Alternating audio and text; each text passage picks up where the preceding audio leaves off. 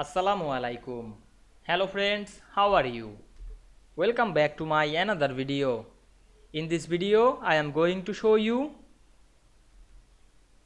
how to merge two cells in table in publisher. Let's get started.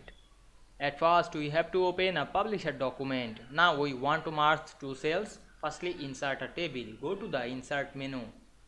Then click the table option and insert a table. Now we can see we insert a table. Now we want to merge two cells. Select the two cells of these tables. Click and drag on our mouse. Then go to the layout menu and we can see here many options. We find and select the merge cells option and click it. Then click outside or inside of the table cells and we can see we merge two cells this publisher table very easily. You can try some another cells. Apply the same process. Firstly select the table cells and click merge cells.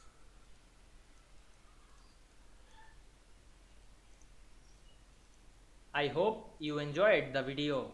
Please like, comment, share and subscribe my channel. Thanks for watching.